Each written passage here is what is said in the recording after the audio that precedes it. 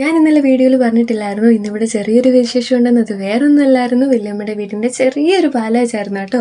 അങ്ങനെ രാവിലെ തന്നെ പാലാച്ചിനുള്ള എല്ലാ കാര്യങ്ങളും സെറ്റ് ചെയ്ത് രാവിലെ തന്നെ പാലൊക്കെ കാച്ചി വീട്ടിലോട്ട് കയറിയിട്ടുണ്ടായിരുന്നു. എൻ്റെ ഈ വീഡിയോ നിങ്ങൾക്ക് ഇഷ്ടപ്പെട്ടിട്ടുണ്ടെങ്കിൽ എൻ്റെ ചാനൽ നിങ്ങൾ സബ്സ്ക്രൈബ് ചെയ്യുക, എന്നെ സപ്പോർട്ട് ചെയ്യുക, എൻ്റെ കൂടെ നിൽക്കുക കേട്ടോ. അങ്ങനെ നമ്മൾ ഈ പാല് കാച്ചിയ പാലിനകത്ത് കുറച്ച് പഴമൊക്കെ അരിഞ്ഞിട്ട് എല്ലാവർക്കും കഴിക്കാൻ കൊടുത്തിട്ടുണ്ടായിരുന്നു. പിന്നെ ഈ ബിരിയാണി ഉണ്ടാക്കാനുള്ള എല്ലാ സവാളയും ഞാൻ തന്നെയാണ് അരിഞ്ഞത്. എന്താണെന്ന് അറിയത്തില്ല, എനിക്ക് ഈ സവാള അരിയാൻ ഭയങ്കര ഇഷ്ടം. എത്ര അരിഞ്ഞാലും എൻ്റെ കണ്ണ് നേറില്ല ഗൈസ്.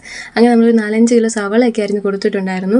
ദേ ഇവിടെ കൊച്ചച്ഛൻ ബിരിയാണിക്കുള്ള ചിക്കൻ കറിയൊക്കെ ഉണ്ടാക്കിക്കൊണ്ടിരിക്കുകയാണ്. ഇന്നിവിടെ വല്യമ്മയുടെ പാലാച്ച് മാത്രമല്ല, എൻ്റെ ചെറിയൊരു ബർത്ത്ഡേ കൂടെ ഉണ്ട്. അങ്ങനെ വല്യമ്മയുടെ പാലാച്ചും അനിയൻ്റെ ബർത്ത്ഡേയും കൂടെ നമ്മൾ ഒരു ദിവസമാണ് ആഘോഷിക്കുന്നത്. അങ്ങനെ ഞാൻ ടൗണിൽ പോയിട്ട് അവന് കട്ട് ചെയ്യാനുള്ള കേക്കൊക്കെ വാങ്ങിച്ചിട്ട് വന്നിട്ടുണ്ടായിരുന്നു. അങ്ങനെ അവനും അവൻ്റെ ഫ്രണ്ട്സ് എല്ലാവരും ഉണ്ടായിരുന്നു. പിന്നെ ഞങ്ങൾ എല്ലാവരും കൂടെ കേക്കൊക്കെ കട്ട് ചെയ്ത് അവൻ്റെ ബർത്ത്ഡേ അങ്ങ് ആഘോഷിച്ചു. പിന്നെ വന്നവരെല്ലാവരും കഴിച്ചുകൊണ്ട് ഞങ്ങൾ പിള്ളേരെ സെറ്റ് എല്ലാവരും കൂടെ ആയിരുന്നു കഴിക്കാനിരുന്നത്. ഇന്ന് അടിപൊളി ബിരിയാണി ആയിരുന്നു. അങ്ങനെ നല്ല ചിക്കൻ കറിയും ചിക്കൻ ഫ്രൈയും എല്ലാം കൂടെ കൂട്ടി ഉച്ചക്കാലത്തെ ഫുഡ് അങ്ങ് എല്ലാവരും കൂടെ കഴിച്ചു. ഫുഡ് കഴിച്ചതിൻ്റെ ക്ഷീണം മാറാനായിട്ട് ഞങ്ങൾ എല്ലാവരും കൂടെ കുറച്ച് നേരം ഇരുന്ന് കഴുതയെല്ലാം കളിച്ചിട്ടുണ്ടായിരുന്നു. പിന്നെ ചേട്ടന്മാരും വന്ന് ഫുഡെല്ലാം കഴിച്ചു. അവരും 2 പീസ് കേക്കൊക്കെ കഴിച്ചിട്ട് അവരും പോയിട്ടുണ്ടായിരുന്നു. അപ്പോൾ ഇന്ന് ഇത്രയേ ഉള്ളൂ.